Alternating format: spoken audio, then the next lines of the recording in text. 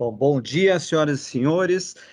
Com muita alegria que nós damos início hoje à nossa visita telepresencial da memória do Tribunal de Justiça de São Paulo, tendo como convidada a 7ª Região Administrativa Judiciária Santos. Evento esse organizado pela Comissão de Gestão da Memória do Tribunal de Justiça de São Paulo, presidida pelo excelentíssimo desembargador Otávio Augusto Machado de Barros Filho. Eu dou as boas-vindas, que anuncio a presença do desembargador Renato Del Bianco, vice-presidente da Comissão de Gestão da Memória do Tribunal de Justiça de São Paulo, do Dr. Paulo Sérgio Mangerona, juiz-diretor da 7ª RAGE de Santos, e também de outros magistrados que foram convidados, a doutora Tatiana Antonelli Marcelino Bravo, da Primeira Vara de Família, o doutor Evandro Renato Pereira, juiz-diretor da Vara da Infância e Juventude da Comarca de Santos, e também estará conosco a doutora Vanessa Mateus, apesar de ser juíza da capital, a presidente da nossa Associação Paulista de Magistrados, que é santista. Então, para a abertura dos trabalhos, né, e saudação e condução da visita, eu passo a palavra ao excelentíssimo desembargador Renato Del Bianco, vice-presidente da Comissão de Gestão da Memória do Tribunal de Justiça de São Paulo. Desembargador, por favor. Eu inicialmente cumprimento todos os presentes, senhores juízes e juízas, autoridades presentes da 7ª Região Administrativa, nossos colaboradores que muito se dedicam a esse trabalho. E hoje nós estamos aqui lançando mais uma parte desse projeto da visita telepresencial da memória do Tribunal de Justiça. É importante lembrar que esse projeto foi lançado em setembro de 2021 e visa cumprir uma recomendação do Conselho Nacional de Justiça. No estado de São Paulo, obedece várias resoluções e define princípios de diretriz de gestão documental da memória, museu e outros órgãos que cuidam dessa parte. As nossas visitas são realizadas sempre na última sexta-feira do mês, às 11 horas, sempre com uma RAGE convidada.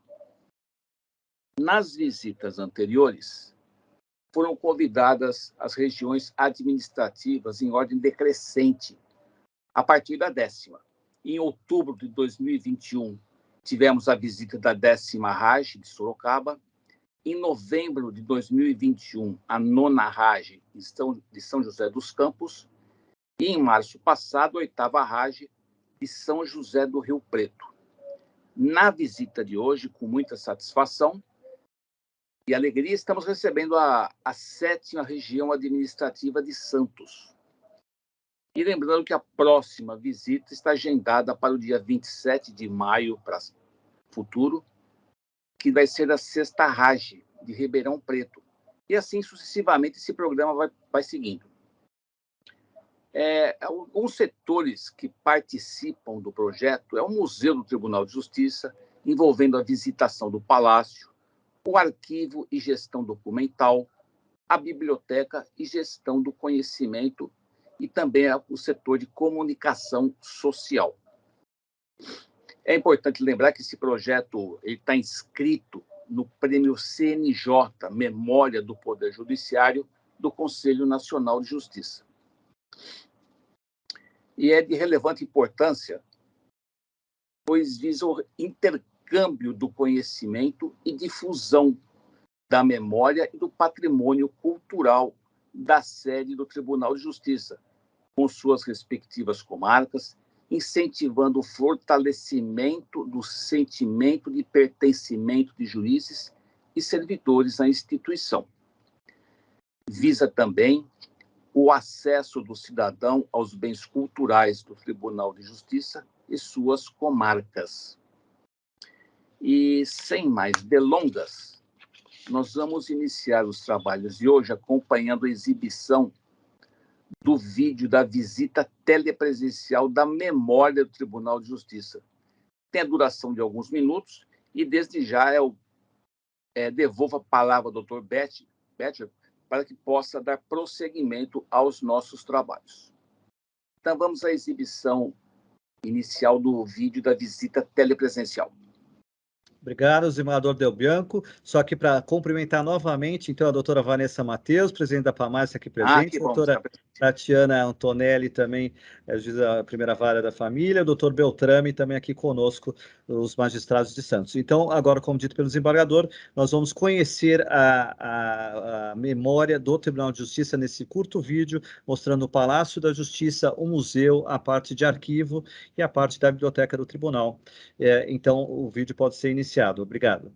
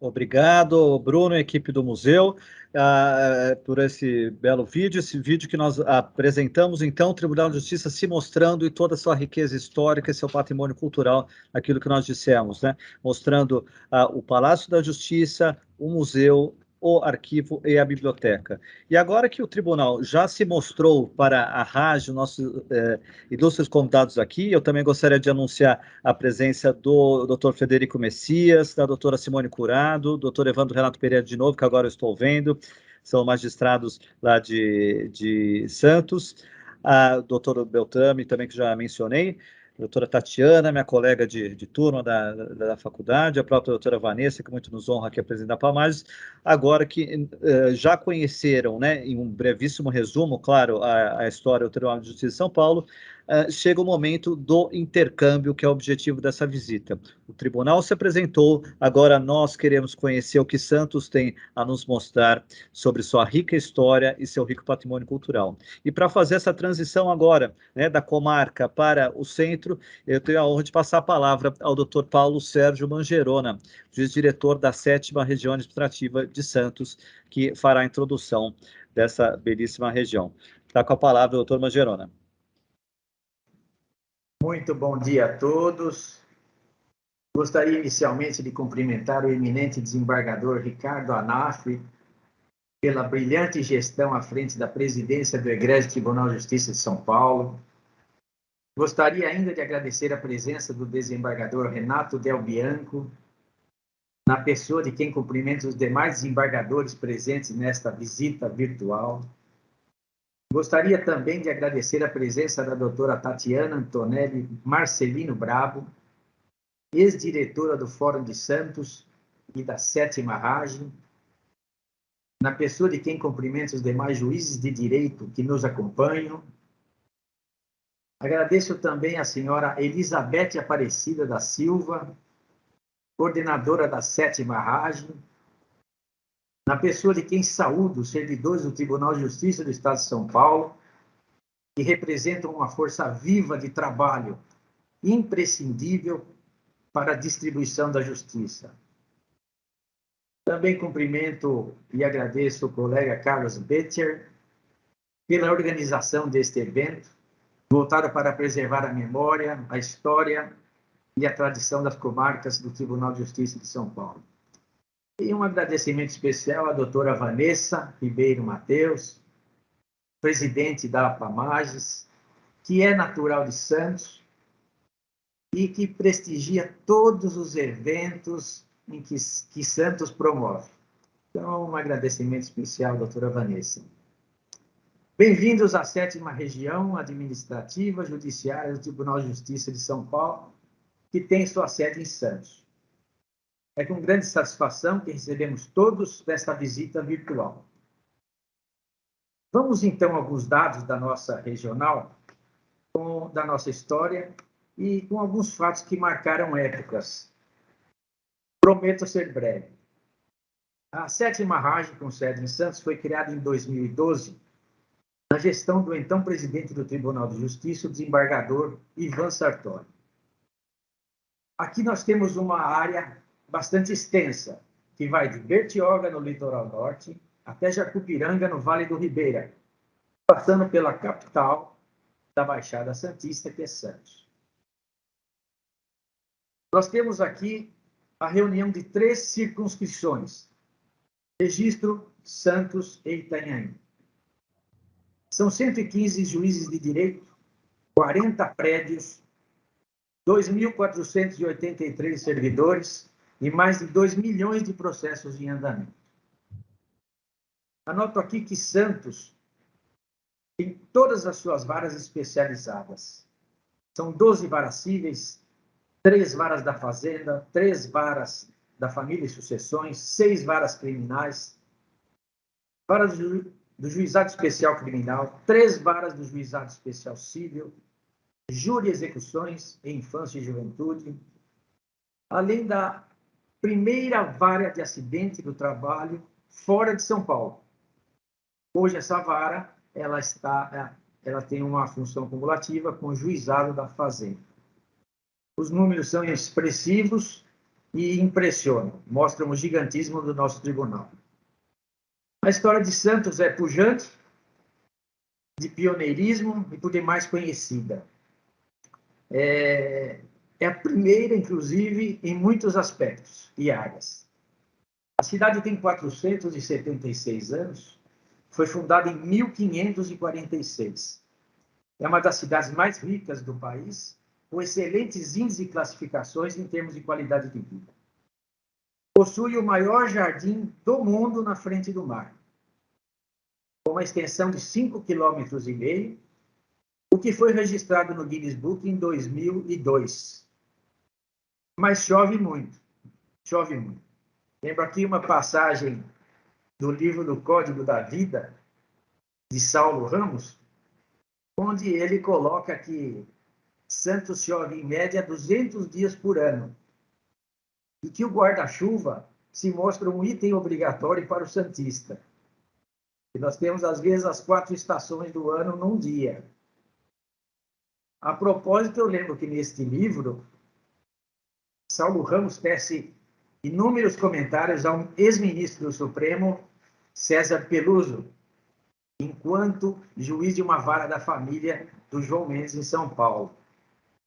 Eu aproveito aqui para externar o meu respeito e a minha admiração pelo ministro César Peluso, que, por sinal, é formado em Direito na Faculdade Católica aqui de Santos. Tem muitos vínculos aqui, familiares, inclusive. O filho dele, Vinícius Peluso, é nosso colega, juiz da primeira vara criminal da Praia Grande. E vejam que interessante, eu fui aluno do ministro Peluso e o meu filho é aluno hoje do filho do doutor Peluso, do Vinícius. Este é o ciclo da vida, né? Que se renova. se manifesta. Enfim, a importância de Santos é cultural, histórica, política, econômica, ecológica, ambiental e esportiva. Falando em esporte, nós temos aqui o famoso time de futebol do Santos de Pelé, e temos atletas olímpicos do judô, como Daniele Zangrando e Rogério Sampaio. De outro lado, dentro do contexto histórico de Santos, nós temos, mais uma vez, um primeiro lugar. Nós temos a Santa Casa de Misericórdia de Santos, que ela é a mais antiga entidade assistencial hospitalar em funcionamento. Ela foi criada em 1543 por Brás Cubas, e há uma versão no sentido de que o nome de Santos vem da Santa Casa. Por quê? Porque Brás Cubas chamava o hospital inicial de Hospital de Todos os Santos. Então, o povoado era conhecido como o povoado que tinha o Hospital dos Santos. E ali, uma das versões é que a cidade passou a se chamar Santos por conta da Santa Casa. Temos também aqui em Santos o Mausoléu dos Andradas, com os restos mortais de José Bonifácio de Andrada e Silva, o patriarca da Independência. Temos a famosa Bolsa do Café, que até 1950 promovia o pregão negociando sacas de café. E até hoje tem ali o Museu do Café, onde pode ser degustado um bom café, e também ali pode-se sentir o aroma agradável de cada um deles. É um ponto turístico interessante aqui de Santos, fica num imponente prédio localizado no centro histórico e é muito visitado. Outro ponto turístico muito visitado aqui em Santos é o Monte Serrat, que dá nome à padroeira da cidade, Nossa Senhora do Monte Serrat, com seu famoso bonde funicular, de 1923.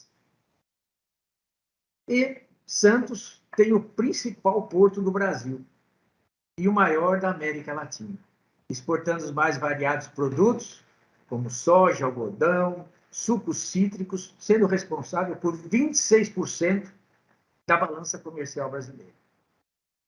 Aliás, o porto cresce dia a dia, e isso tem repercussão direta no aumento das demandas do judiciário, porque as causas que chegam aqui estão muito atreladas à logística portuária, direito marítimo e comércio exterior.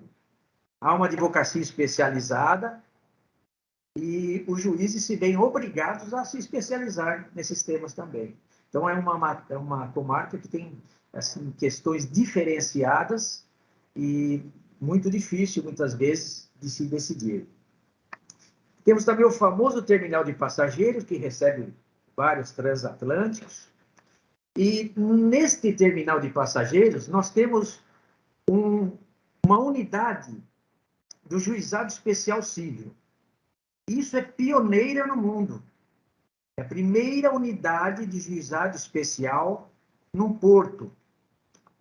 Trata-se de uma unidade coordenada pelo ilustre magistrado Guilherme Macedo Soares, que ali desenvolve um excelente trabalho.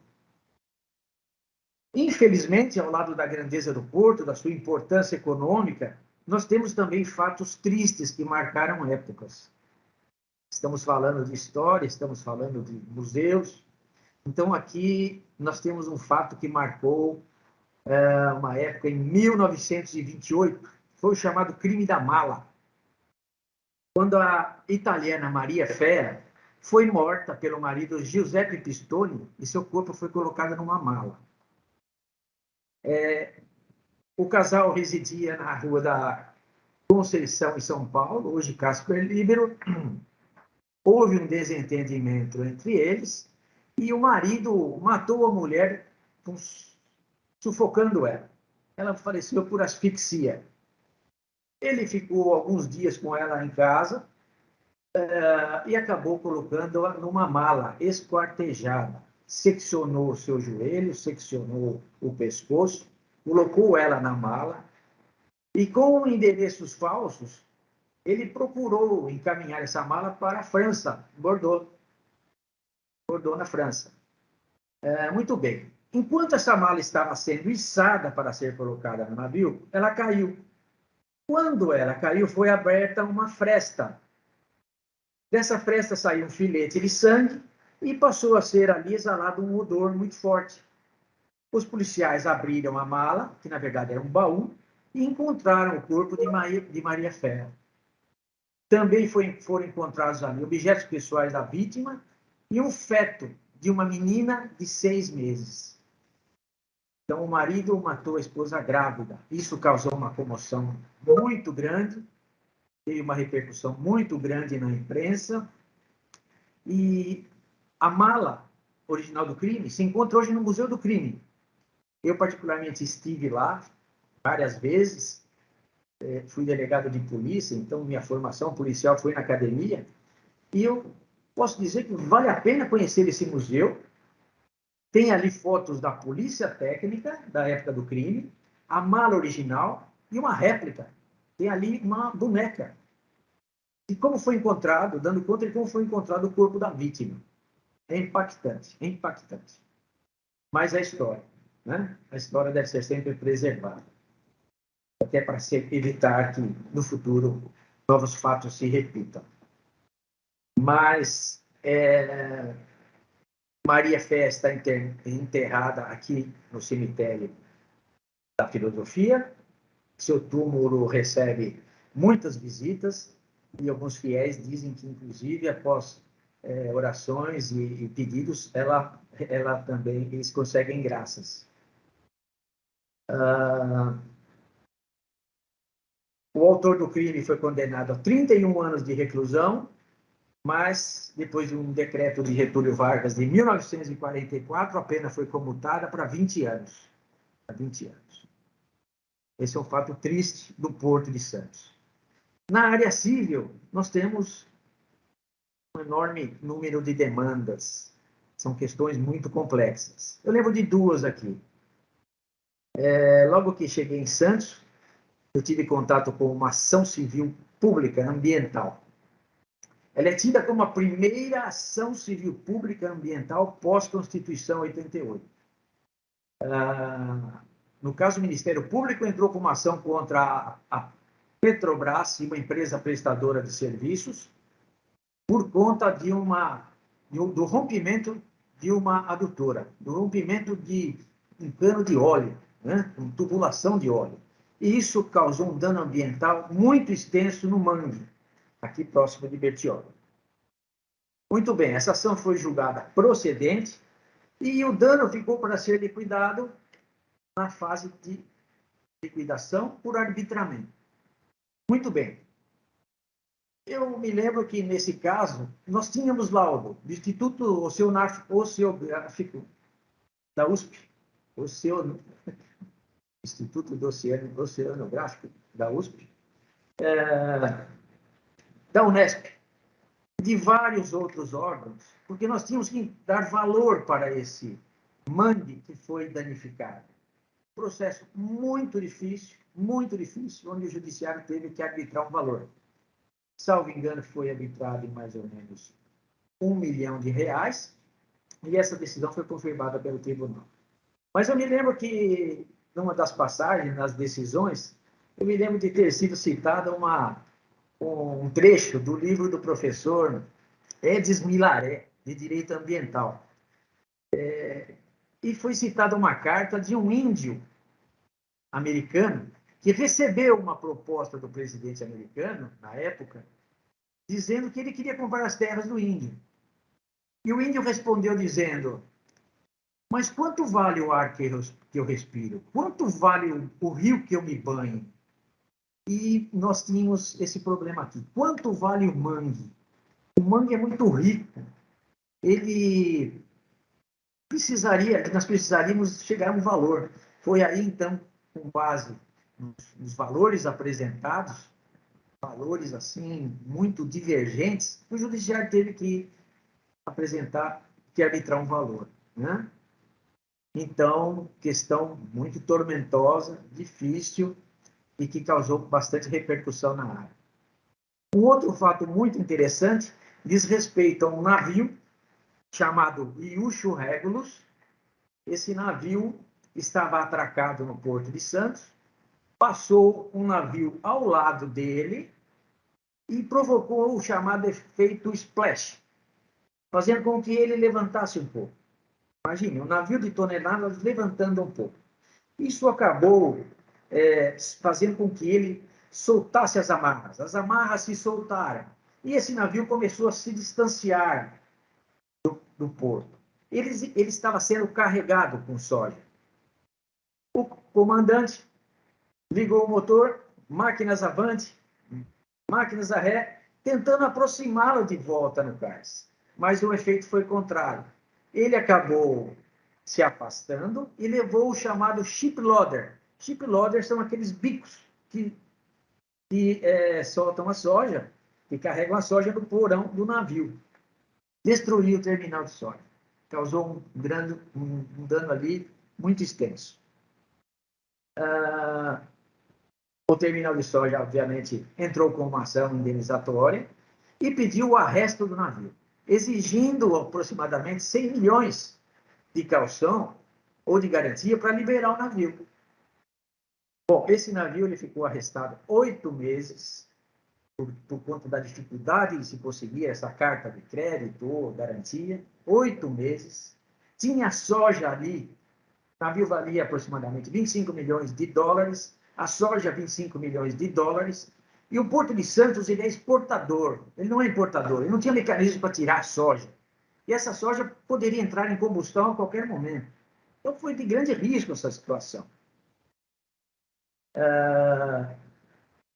Esse foi um processo muito interessante, porque ele tem praticamente todos os recursos processuais possíveis, que vai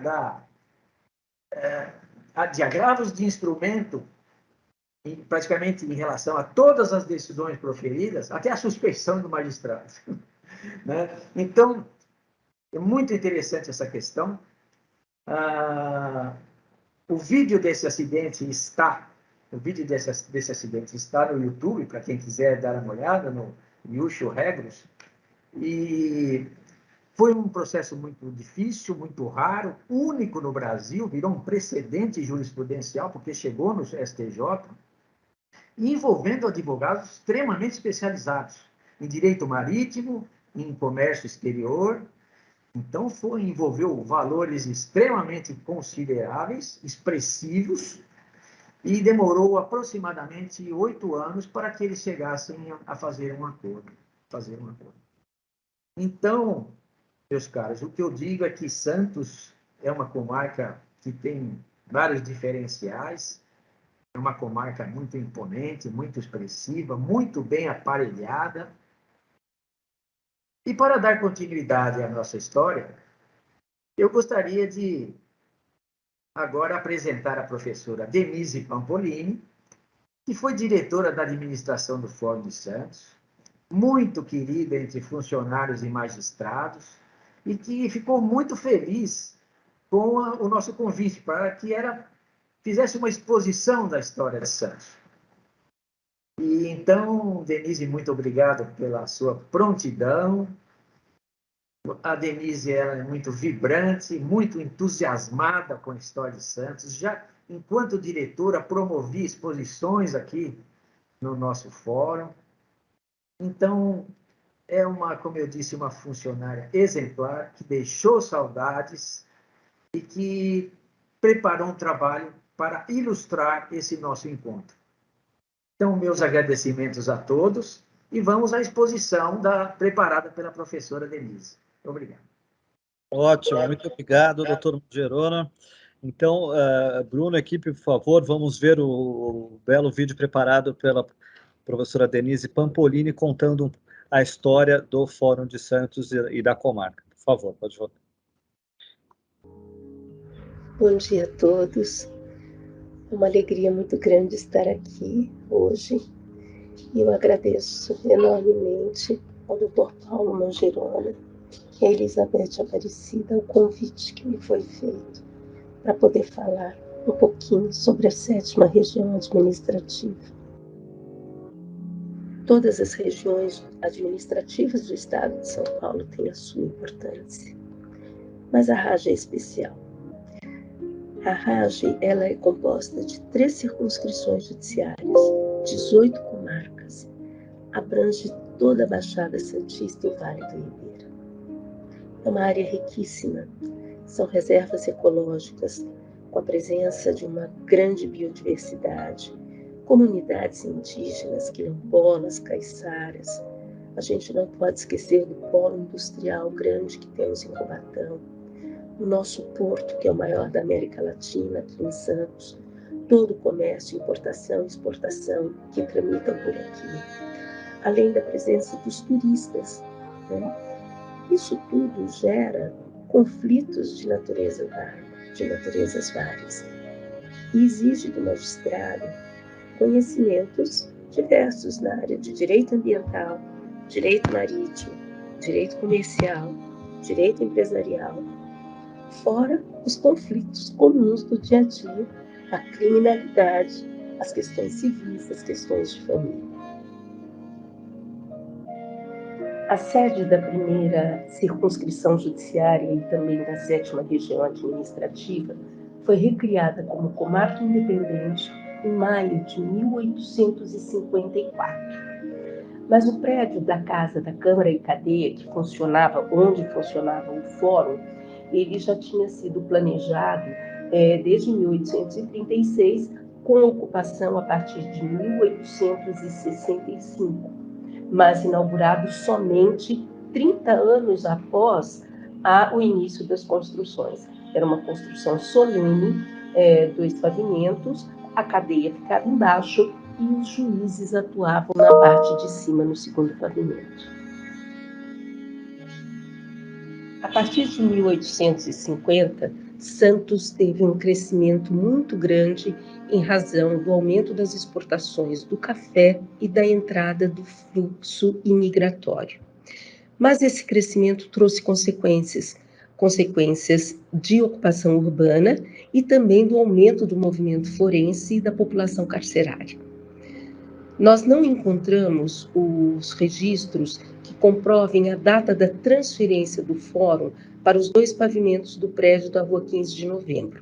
O que sabemos é que o antigo prédio da cadeia já não comportava mais as necessidades do judiciário da cidade. O prédio da Rua 15 de Novembro já não atendia às necessidades do fórum local. O novo Palácio da Justiça foi pensado em 1944. O terreno ao lado da catedral foi desapropriado pela Procuradoria-Geral do Estado e destinado ao novo Palácio da Justiça. O contrato da construção do novo prédio foi firmado em 1947. E a pedra fundamental foi lançada em 2 de abril de 1950 com uma grande cerimônia. As obras elas foram consideradas uma das principais do estado de São Paulo, mas por várias questões de verba, a construção demorou 12 anos para ser concluída. Mesmo com o prédio em obras, parte do fórum foi transferido da antiga 15 de novembro para as novas instalações. Isso já no ano de 1959. O dia 19 de maio foi escolhido para a colocação do crucifixo no Salão do Júri. Este crucifixo recebeu as bênçãos do bispo diocesano e a data foi escolhida porque ela é consagrada a Santo Ivo, considerado patrono dos advogados. No início, logo que o prédio recebeu os primeiros funcionários, as sessões de júri aconteciam no 7º andar, no espaço onde também já foi ocupado pela biblioteca. O grande salão, que era considerado moderníssimo, com lambris de madeira de lei, com ar-condicionado, local para 300 pessoas, mais de 300 pessoas, ele só foi oficialmente inaugurado no dia 15 de novembro de 1963. Era uma modernidade contar com ar-condicionado central naquela época. Então, ele foi inaugurado depois, quase um ano depois, ou mais de um ano depois da inauguração do próprio prédio. O primeiro júri no local foi presidido pelo Dr. Hélio Del Porto, e eu tive a feliz oportunidade de fazer essa foto que ele está ao lado do Dr. Castelo, numa visita que ele fez ao fórum, e ali ele me contou que ele registrou o primeiro júri gravando no fundo da gaveta da mesa da plenária o seu nome. Foi uma alegria muito grande esse momento e vê-lo tão feliz e tão orgulhoso nesse local que ele trabalhou tanto tempo. O Salão do Júri recebeu o nome do Dr. Ademar de Figueiredo Lira, que também foi um juiz muito atuante na comunidade santista.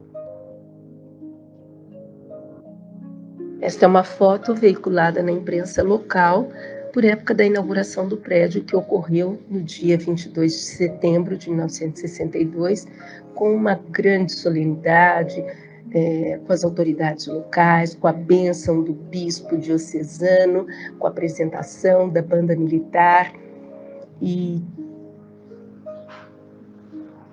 destaque fica para a placa de inauguração, que foi ofertada pela Companhia Docas de Santos. A Praça José Bonifácio assumiu uma importância maior dentro do contexto urbano, porque nela estavam o Teatro Coliseu, a Catedral de Santos e o moderno Palácio da Justiça. A comarca de Santos sempre foi considerada muito importante dentro do estado de São Paulo. Era a segunda em movimento, perdemos só para a capital. Então, a construção desse novo Palácio da Justiça, ela foi cercada por uma grande preocupação com a estrutura do prédio também. Este é um detalhe do forro e das peças nobres do Salão do Júri, né, do hall do Salão do Júri. É um hall portentoso, né? Ele é imponente e conta com colunas revestidas de mármore. Aqui está a nossa galeria de honra, né? Como parte das solenidades da inauguração do novo prédio, o engenheiro da Companhia Docas de Santos, João Carvalho de Mendonça, filho do jurista homenageado, ele descerrou a erma do Carvalho de Mendonça. E essa erma estava coberta com a bandeira do estado de São Paulo. Houve a apresentação da banda militar, o bispo diocesano benzeu as instalações. E, além da escultura da erma, a Companhia Docas, que tinha uma ligação muito grande, né, com a comunidade, com a cidade, ofertou também a placa comemorativa à inauguração do prédio. Um dos nossos grandes orgulhos foi a nossa biblioteca, né? A Biblioteca Euclides Custódio da Silveira. Os primeiros documentos que nós encontramos que mencionavam o recebimento de livros da comarca datam de 1945.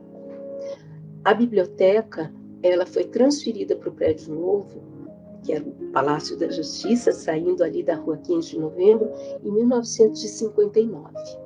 Mas a cerimônia de inauguração só foi realizada em 23 de setembro de 1967. O espaço recebeu o nome do desembargador Euclides da Silveira em agradecimento por sua atuação. Quando ele foi presidente do tribunal, ele completou as instalações do prédio, né, do nosso prédio central, reorganizou os serviços administrativos e, principalmente, destinou uma verba anual para aquisição de obras jurídicas. Nosso acervo sempre foi espetacular, era referência na nossa cidade para as universidades locais. Chegou a atingir a marca de 20 mil volumes com obras de interesse jurídico e histórico também, como as antigas leis do Império. E para encerrar, uma foto deste prédio que é tão emblemático e que celebramos 60 anos de sua inauguração no próximo dia 22 de setembro. Muito obrigada.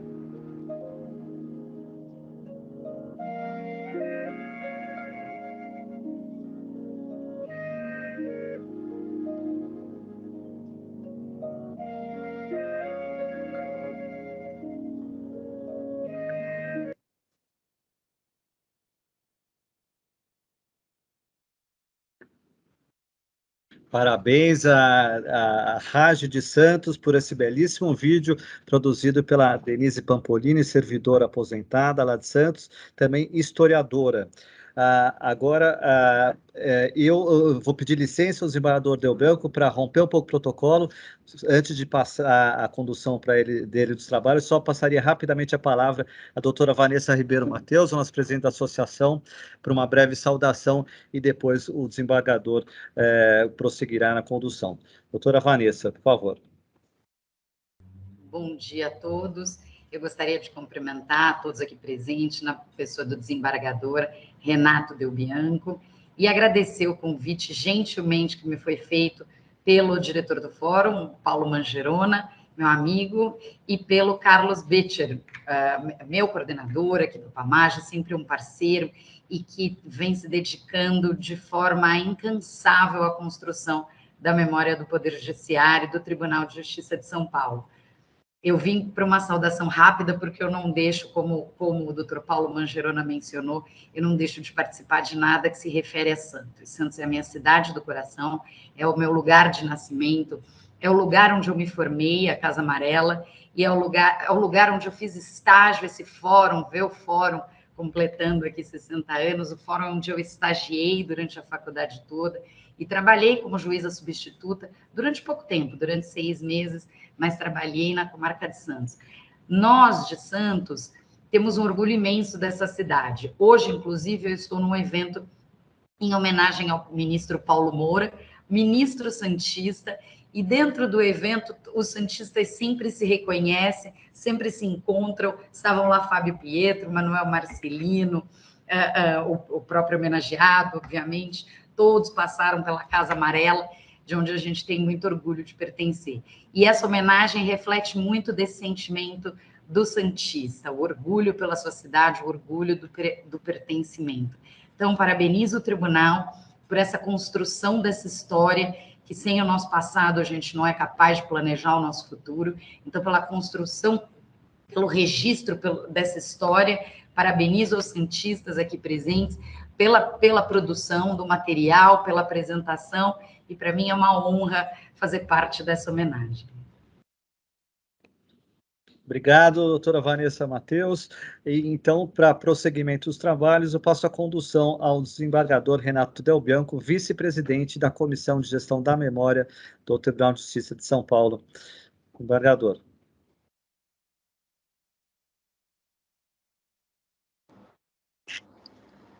Doutor Betcher, que aula fantástica tivemos hoje, não? Muito agradável. De fato, não resta dúvida, né? Não resta dúvida, um povo que ignora a sua história desconhece a si mesmo, né? E assistindo aos vídeos que ora foram exibidos, e essa verdadeira aula de história que nos foi proporcionada pelo Dr. Paulo Sérgio Mangerona e pela professora Denise Pampolini, descobrimos que há muito a ser conhecido e estudado, né? As circunstâncias de como os fatos aconteceram e todos os seus pressupostos. Isso não resta dúvida. E esse trabalho de pesquisa, que é um verdadeiro trabalho arqueológico e que está em constante formação pela Comissão de Gestão da Memória do Tribunal de Justiça, é imprescindível para a formação do acervo histórico e cultural do Tribunal de Justiça e do Poder Judiciário. Isso é mais do que certo. Mas como nós somos escravos do horário também aqui nos nossos trabalhos, eu tenho que... Mas antes de encerrar efetivamente, cumprimentar a doutora Vanessa pela sua presença aqui, sempre muito cordial, sempre muito gentil, e franquear a palavra para alguém, se alguém quiser se manifestar. Acho que isso é importante também. De fato, desembargador, vamos ver se nossos colegas santistas aqui se animam, né? O doutor Renato, Evandro Renato Pereira, meu colega também de turma da faculdade, é um entusiasta, já esteve conosco na sexta passada. Vocês querem dar alguma palavrinha? A doutora Tatiana Antonelli, também colega de turma, doutor Beltrame, fiquem à vontade, quem quiser tecer algum comentário. Então, vamos lá, doutor Evandro. Caro desembargador Renato Del Bianco, agradeço o brilhante trabalho que a Comissão de Arquivo, Memória e Gestão Documental do Tribunal tem feito, né?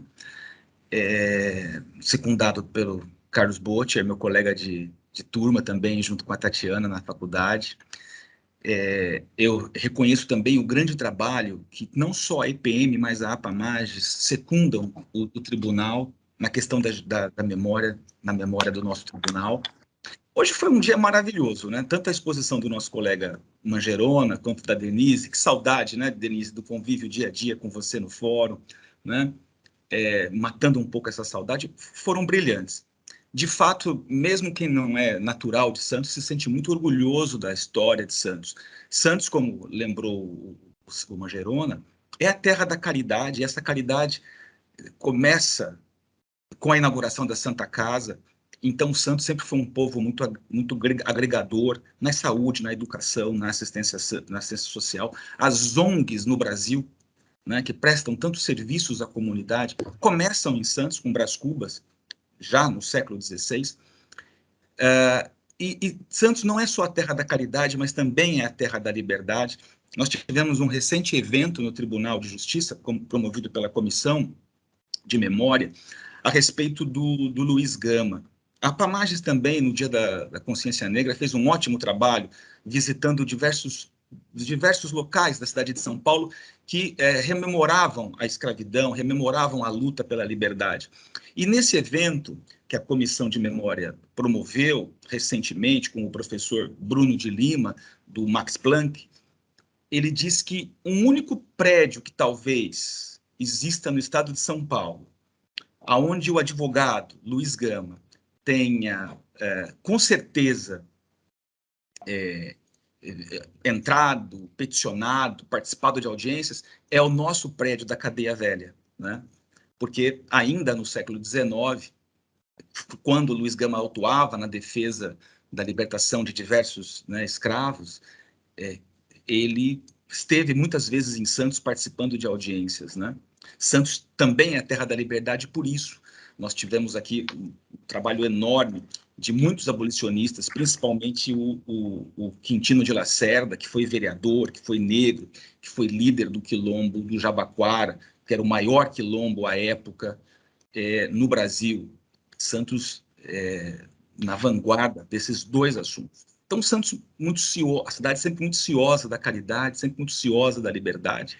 E foi muito gostoso, foi muito prazeroso viajar por essa cidade, que tem elementos desde do período da colonização, né? Resquícios da Santa Casa, engenhos dos Erasmos, até o século XXI, até o século XX, lembrando também o Dr. Paulo, por exemplo, da Bolsa do Café, que é uma obra-prima também. E a Denise nos rememorou tudo isso e foi muito emotivo. Muito obrigado. Obrigado, doutor Evandro Renato Pereira. Boas lembranças. Lembrou muito bem a palestra que tivemos pelo Núcleo de Estudos em História e Memória, DPM, né, com este pesquisador do Instituto Max Planck, falando de Luiz Gama, né, o doutor Evandro esteve presente. Isso foi lembrado mesmo, que provavelmente o único local, a testemunha arquitetônica, né, viva, né, ainda de pé, de onde o advogado Luiz Gama tem atuado, tenha sido na Cadeia Velha de Santos. Muito bem lembrado, doutor Evandro. Obrigado. Eu repasso então a palavra ao desembargador Del Bianco para a condução. Muito bem. Então, só me resta encerrar os trabalhos de hoje, não sem antes cumprimentar os desembargadores e juízes e juízas que se prontificaram a acompanhar essa nossa visita. Cumprimento também a professora Denise, ao doutor Paulo Sérgio pela aula brilhante que nos deram hoje, a doutora Vanessa, sempre muito cordial aqui com os nossos trabalhos, e aos nossos colaboradores do Tribunal de Justiça que elaboraram todo esse trabalho de organização que transcorreu muito bem, e aproveito, por fim, para convidá-los para a nossa próxima visita, que será no dia 20 Me ajude aí, Becher. 27 de maio, né? 27 de maio, né? É. A de Ribeirão Preto. E lembrando que dia 10 de maio agora teremos o Dia da Memória, né? Foi instituído pelo Conselho Nacional de Justiça. Tá bom, então. De minha parte, eu estou por encerrados os trabalhos. Então, muito obrigado a todos novamente, todos os presentes, né, magistrados, servidores, toda a equipe que ajudou do museu, do Palácio, Biblioteca, Arquivo, toda a administração lá de Santos, a professora também aposentada. Então, podemos encerrar a visita e a gravação. Claro que podemos permanecer aqui na sala, os entusiastas continuam a conversa. Obrigado.